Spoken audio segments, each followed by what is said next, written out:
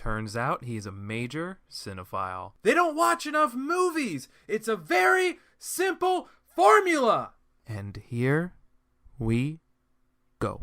It is Knick Knack Goes to the Movies, your pop culture pit stop that takes you through all things horror and superheroes, and a little more. But with the next superhero movie not coming out till August, and our next Marvel entry falling into the fall, you know what we gotta do after our MCU Deep Dive conclusion episode wrapping with Black Widow. I didn't intend to do this episode, but Netflix drew me in with something special and right up my alley, or in this case, maybe I should say street? That is right, I am talking about the just-wrapped Fear Street trilogy. I wasn't all into horror when I was a kid. This may be a recent as of 2 to 3 years out, so I did not do any reading of R.L. Stine as a kid. But thankfully, TV and movie adaptations are here to save the day. That being said, I know some books are better than their adaptations. That one Hobbit book blows the 3 seemingly rubbish trilogy. But enough about cold Lord of the Ring takes. Instead, let's get lost in the summer of scares and get ready for a spooky sandwich, triple stuffed and loaded with cheese. Oh man, also, spoilers aplenty, so be ready for that. Fear Street Part 1 from 1994. To begin, these movies are not going to be known for having the most name-brand actors. Don't go into these thinking that there is that at all. But like we have said before, there's something fun about getting lost in a story and the world and not the actors. But for Netflix and Stranger Things fans, Part 1 does something super similar to the first Scream film with Drew Barrymore. Maya Hawke, who Stranger Things fans will recognize as Steve's sailor-dressed coworker Robin, is the first girl who may be the lead but instead is pretty quickly killed off. There are a ton of references overall to the time period in the 90s and the genre as a whole.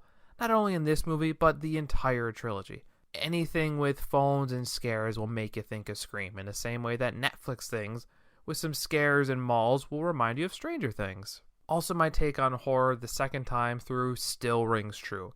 Immediately watching Part 1 and seeing a mall gate that doesn't close, and the connections to Part 3 for something so innocuous is very good. Honestly, an abandoned mall is an awesome backdrop for a mass killer chase scene. And like many reviewers said when Part 1 came out, this movie had no business going this hard. And honestly, the scares, the gore, and a bit of the cheese of a 90s slasher was exactly what the doctor ordered. Even the music by Marco Beltrami, the master of suspense and the Scream soundtracks. It just hits different in the best kind of way. We needed something spooky to get us through that wait period of October 15th and the latest Halloween film. Eventually I'll see how the new anthology series for American Horror Story is, and I believe the New Kingdom, maybe mini one episode, just dropped on Netflix, so I'll have to check that out soon as well. Unrelated, how wild is it, working in college sports, I think of these things, for a school mascot in the Shady Side Witches? Like, hilariously strange. I know high school mascots and even some college ones are a little wonky, but that one just seems especially odd. At times, this movie plays like a worse version of Scream, but with a fun supernatural angle. Now, it takes a bit to get to the more freaky deaky side of this tale, but no matter what, the group of teens is a fun squad to get to know in this 90s version of the story. Also, to that same watch-through thing later on, having the Sunnyvale mascot being the devils and the Shady Side mascot being the witches, it's like so good for foreshadowing, like putting it right out there. Excellent. These will always be fun to watch, knowing who the killer is after the fact and seeing that build up to be, the unassuming person. We will of course get to the other 2 entries, but having there even be a mention of this notion of there's nothing good to look for in the past. Beautiful knowing that we have 2 more entries taking place in the past. You know what else I get strong vibes from here? Actually, it takes a ton from the Avengers 2.5 of the Conjuring series, Annabelle Comes Home. There are like so many other scary haunted objects in that movie, and they throw things at you a mile a minute. And this movie is no different. There are so many haunted killer instances in this seemingly cursed town. We only get to see the full stories of 3 of them, unfortunately. And this movie and the rest of the franchise finds a way to pepper in the other tragedies of this town. And while I'm happy with the way they do this for the most part, I wish we could have even more of these stories. I'll elaborate in the final film in the trilogy. For the most part, this really does have everything you could want in a mass serial killer teen movie. The supernatural angle exists, even if it isn't super strong here. By the end of this movie, it has a plethora of fun serial killers. Like, there are so many stories I want to know more and more. I guess I can't wait till part 3. I mean, thankfully, one of the stories we got was indeed the summer camp 70s, 80s slasher fare that y'all know I love. While this is a fun cast here, it's a shame that some of the better, more interesting members are the ones that don't make it to the end. I get the drug dealing and sex are big no-nos in the franchise. Those be the rules after all, and sadly the straight-laced leads are sometimes not the most exciting or fun characters. If you have heard my case on both the Halloween and Friday the 13th franchises, sometimes the leads just aren't the best part of the cast of teens or counselors. They can't all be Laurie Strode or Tommy Jarvis. While those roles of final girl, boy are paramount in the genre, the next most crucial role, beside the killer, is the law enforcement officer, who is either skeptical till the very end or out for blood from the onset. Once again, trying to keep things in this movie and not the full franchise just yet, but this sheriff does feel a little more useless than most in the movie. I mean, he does stop the killer in the beginning 10, 12 minutes of this movie, but chalk that off for the moment. I mean, there are hints to this, even more pop culture references to things like Flatliners. It's like a more hardcore Scooby-Doo. And there's so many references here that I just love it. But overall, the highlight has to be the final battle at, we'll call it a grocery store mart. They made me care about some of these characters. Yes, there were only so many fatalities. Part 2 brings up the gore exponentially. But something about the small-scale teen cast, I don't know, I just sort of felt it. The love story does feel like it's missing a little something, but that does see a little boost with the circle story once you get to the 1666 time. Now, you never could expect everyone to make it through any of these. Heck, even Scream, keeping a trifecta of heroes 4 movies in, they still found a way to kill off Randy eventually. And when that final 20 to 30 minute hits, so do the hardcore kills. From a more standard axe to the head to the way more visceral head through a bread cutting deli machine. I thought it was like a meat thing at first, but then you saw all the bread and stuff. And yeah, the killers do get some stuff too. I mean, one of them gets hairsprayed, lit on fire. But that head going through a mechanical bread slicer was something to behold, and in no world did I see that coming. I don't know what was the first cinematic version of using an adrenaline shot to kind of start someone back up. I gotta assume it was Pulp Fiction, unless, there could be something earlier that I don't know about. But if you know anything, let me know on social. I'd love to get some more learned on that kind of trope. But people forget that most scary movies have some form of a happy ending. Look at the Conjuring films, Scream, and more. Things work out in the end in a ton of these movies. They're not all doom and gloom, as the perception always is. But there is always that last gotcha scare too. And this movie, knowing that there are 2 more to come, they had to have something. And the possession of the latest girl being the girlfriend of our lead, it led to some fun direction and a way to send us back to 1978 for the sequel, with this franchise's older final girl that combines Halloween and Friday the 13th. So I was pumped for part 2, much like AHS 1984 was the inciting incident to watch the whole series in 2 weeks and kick this podcast off. But yeah, part 1 was and still is super fun. Also, maybe it's because I know it now, but the witch covered up outfit, while used to hide obviously the identity of the magic person, for sure, it looks more like a warlock outfit, something out of maybe one of the Death Eaters from Harry Potter. Final observation, but while we are in summer, might as well go to Summer Scare Camp for Fear Street Part 2, 1978. So summer camp horror was my first real foray into the genre. Sure, I had Scream and a plethora of zombie shows, but this was the real inciting incident that led me to Halloween, Alien, Predator, The Conjuring, and more horror franchises that you can listen to episodes all on this very podcast plug over.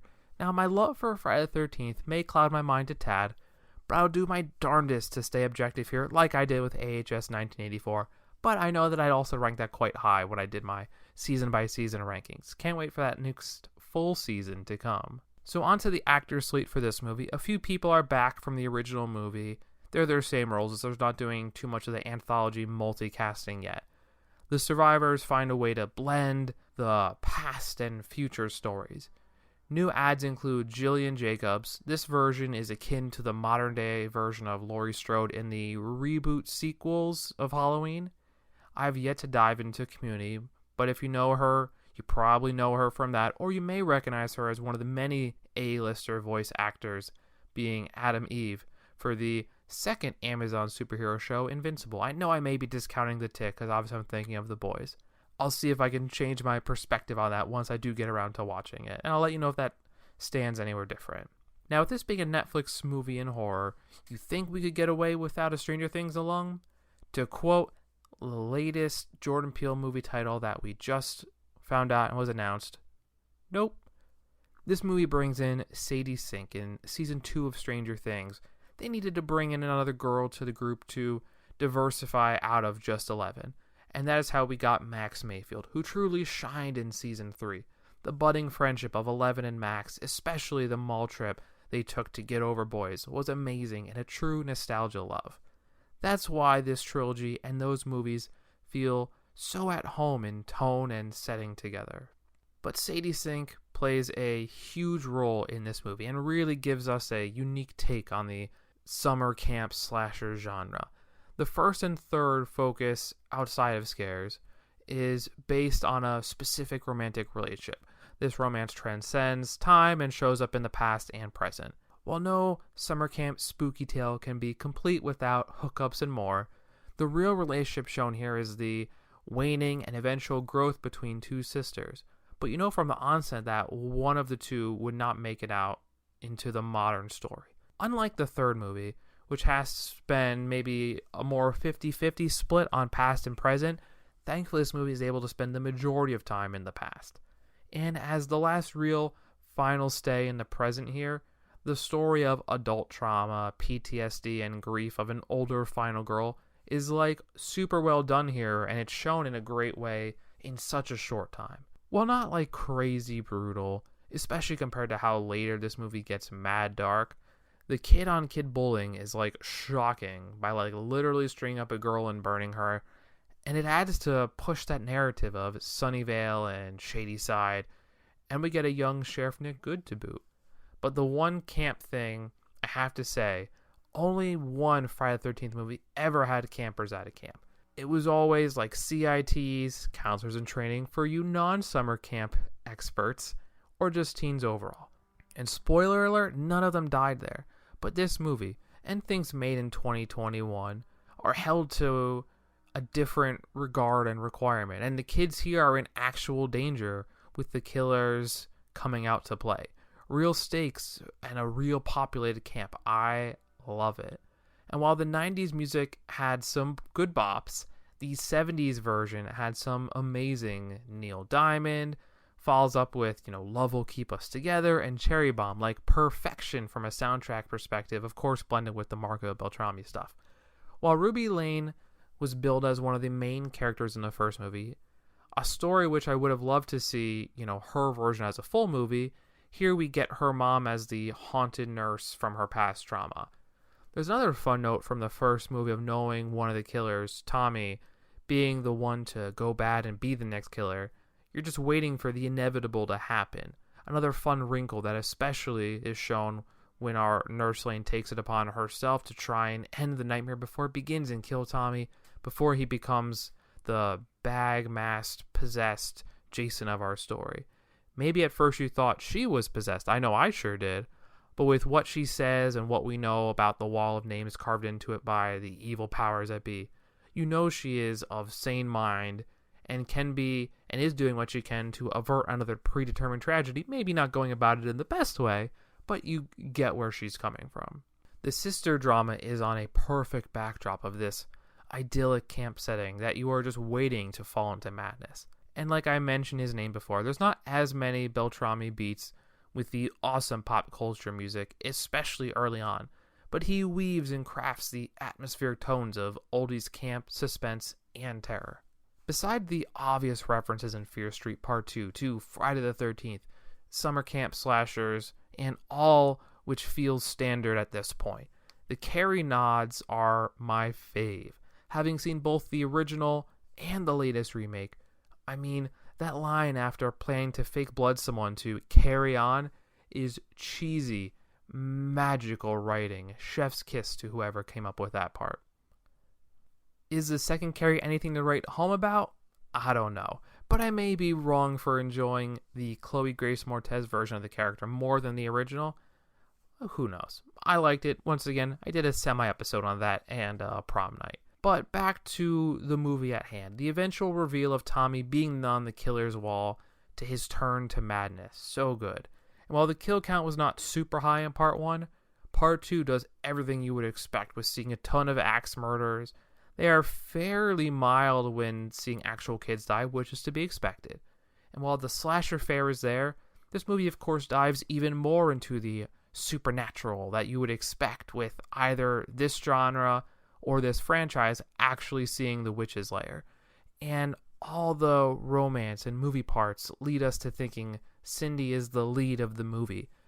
But I really like the romance of Ziggy and young Nick. Gosh, I really liked it. Nick, you really wanted this romance to work out and for Nick to be some version of an eventual hero. But clearly, that was not the direction they went with the assignment. Also, maybe I should stop calling it the Witch's Lair, because I know it's like a Warlock Slayer or a Satanist Lair, whatever you want to call it. But it's definitely not a Witch's Lair once we get through Part 3. Some of the makeup is wild, like they made a bone sticking out of a leg look surprisingly good. And the gore looks pretty good overall, too, when we do actually see it. I mean, there's so many people are getting their heads chopped in or caved in with axes in this specific movie. But like I said, Part 1 of that bread thing, oh my goodness. I think the one question I have about all this, I don't think any Sunnyvale-ers die in this movie, which is, there were so many chances for any of them to die. It was totally possible. I think that's, the case until the very end of the franchise. But of course, the first movie did indeed have some Sunnyvale casualties. So I don't know how it all works. He writes the name, and that's the killer, and they demon possess whoever, and maybe part of the pact is, oh, you're the demon, now go get all these, I don't know, shady siders. I guess that's how it works. That part I mostly understand, but I think there was a little up to interpretation that I never fully got. Also, when the good brothers talk and, Will says to Nick, did you do this? Classic foreshadowing, because now we know the answer is yes. There's a couple of those moments of saying it's all my fault, where Ziggy's like, oh no, it's not, but of course it's Nick's fault because he's the guy behind it all, which obviously we don't know yet. They did a nice way of putting him in there, these subtle hints that make it not just a surprise turn to evil that makes absolutely no sense. The end gets a bit messy. Somehow Ziggy survives with CPR from Nick Good after multiple stabs. I mean, it is less likely to survive all the axe hits, but this is also a bit surprising.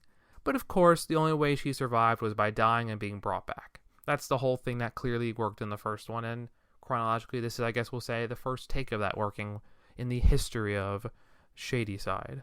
The franchise has a somewhat interesting take on systematic oppression cloaked in a horror story that spans decades, and thankfully, how it all happens makes sense after the third entry. But going back to the beginning and seeing how this all became what it was. But that final end part of this important hanging tree still existing and having a spot in this iconic mall, and the hand of the witch being buried there this whole time. Not a witch, but we'll go with it for now. Not having all the parts together, the hand, the body, and all. It's a fun transition to get to 1666 once those two pieces are combined. But 78 really stands on its own and is so much fun. I kind of knew it going into it, that Fear Street Part 3, 1666, maybe wasn't going to be my cup of tea. This movie places a lot on us and has a lot to accomplish. It has to explain things from the first instance of witchcraft and magic and all that stuff. And of course it has to wrap up the modern day story in a meaningful manner that also makes sense narratively spanning decades. Like I said, I wish more of the killer stories could have been explored. Seeing all the killers is fun, but having them all be explained in a large franchise would have been great. but that would have taken ages, and I understand how it all works. But this period piece time is super uninteresting, in the same way as the flashback episode of Amazon's Thumb was important for explanation purposes, but I was still super uninterested in that era. So the actors here are all the people you've been familiar with before, but now in different historical roles. The anthology angle is on true display, seeing people like Sadie Sink and Ashley Zuckman, who play old-timey roles. Sadly, they could not find another role for Maya Hawke from the beginning of part 1. Either way, I knew I wasn't looking forward to this movie based on the oldies moment. Heck, I read it at first and I thought this movie was taking place in maybe the 1960s, and I was hoping maybe we'd get the story about Ruby Lane or something, but we had to know about the witch Seraphir. But I knew I didn't like that all that much. The same reason I don't much care for The Village. I mean, that new Shyamalan movie, Old, also doesn't look particularly good. Dare I say, kind of brutal. Speaking of brutal, the accents, the music, the timeline, the still somewhat modern story beats that feel out of place in this time period, the more heavy-handed approach to romance and being different and unaccepted. I don't know. This whole story is just a bit exhausting and messy. The witch story is even less interesting in the olden times, as some older medicine lady who has some devil tomes, and the drinking and drug stories are all still there. But once again, it's exhausting trying to fit it all into the 1600s. And it really feels like when the CW tried high fantasy the first time with Rain, The Outpost is a bit better. I do still watch it. You could call it a guilty pleasure, whatever you want to do. But with Rain, it had some just rough stuff of random pop music beats and everyone being horny all the time. But for me, what a departure, trying to find something to enjoy post Game of Thrones and Tudors in, trying Rain on Netflix and it just being garbage. Maybe I can get into Salem and Motherland, Fort Salem, to see if I can get a spell cast on me to enjoy some more witchy content. Both available on Hulu. Obviously, Motherland is still in live run on Freeform. I guess the old village going to shit is kind of scary. Bugs are all over the place. A pig parent eating all the piglets. I mean, yeah, that's wild. I just super don't really care for it all. When we do see our first killer in Pastor Cyrus Miller, the drawing we saw in part 1 and seeing him here, with his eyes all gouged out and having a congregation of dead kids all with their own eyes gouged out, I mean, it's pretty harrowing and gruesome. After that, it's, a pretty stale period of just waiting for witch trials and accusations until the eventual killer is revealed. There is a little bit of a fun reveal of Ashley Zuckerman playing the old-timey warlock who is doing all the devil magic, who also plays the modern version in Sheriff Good, and that, chase and discovery scene is grand, especially learning just how not witch Seraphir loses her hand and all that. The rhyme we hear is, for ages, it's cut her hand, the wicked hand away, and something with the land and bleeding and chase until you're dead. But seeing it is far more a, ill-fated final girl chase scene. Getting her hand gruesomely ripped and cut off is hardcore. Not sure if that's more than the eye-gouging scene aftermath, but this is pretty crazy. So then we get our big witch hang scene and all that you've come to expect from a witch story. And there we have it, back to modern times, thankfully. We needed the info, but both times watching this, I was a bit bored getting the info we needed for the modern day conclusion. Thankfully, watching these in 2 days, things make a little more sense continuity-wise when you're back-to-backing. I back-to-back 2 and 3, and 1 was the first day. Why are Dina and Josh, the main survivor kids, on the side of the road? Why is Sheriff Good right there? But the end of part 2 does set those things up, with the eventual discovery of the cause of everyone's misery in Shadyside is someone whose last name is Good. The movie, of course, tarnishes that relationship that I liked in part 2 of Ziggy and Nick Good, unfortunate and for shame. Also, as a character who was only barely touched on in part 1, Martin, played by Daryl Brett Gibson, is amazing whenever he's on camera. He's a small part of the story, but I really do like his character, and I mean, even he has a great Nick Good moment of, saying, all these paint cans are mine now, thinking like he had taken them, but really he was just confessing that they totally were his paint cans, and that helped with his murder stuff and his graffiti and all the other fun things he was up to. But I am baffled that this character survives to the very end. And I mean, I guess that's true with adult Ziggy too. The amount of people who survive to the end, with only 5 of the characters we know, that seemed high. No one really dies at the end of consequence beside the bad guy, which is a bit surprising with the end of the first and second movies. Thankfully, when this movie gets back to the 90s, the oldies music and pop culture references are back with Come Out and Play by The Offspring and the infamous Konami Code reference. Like I said, when the monsters come out to play in the mall, it's fun to see the one gate not closing and all the way back to a callback issue from the first movie of this part, and that moment of comeback of Ziggy having to face not only the monster who killed her sister, but the man who seemingly was on her side and helped her through all this. But of course it's revealed that he's been behind all the killings, or his family lineage of firstborns is at least. And with all this stuff going on in the end, the trick to seeing all the killers fight one another is also super neat to behold. Thankfully, we get the majority of all of our killers shown one time, finally, before Nick Good becomes Nick Dead. It's a nice ending. I do wonder why Sam, the girlfriend possessed in the first one, is fine and not Dust. Maybe it's because she never died after being possessed by the witch? I will say the surprise of the tunnels and mall and all connecting to the tree and the good house is a bit much. But the final and peak moment of things finally going bad for Sunnyvale, of a guy leaving his parking driveway and getting hit by a truck, a line that was brought up. Yes, they used a bus in their version, but multiple characters in this movie were saying, if you're lucky, you get out and you won't get hit by a bus on the way out. Also, there are some super fun endnotes, Ziggy reuniting with Nurse Lane to tell her the curse is over, and some other nice wrap-up moments from the rest of the cast. It's a fun way to end it, even if it never truly ends with a post-credit moment of someone grabbing the Devil's Book.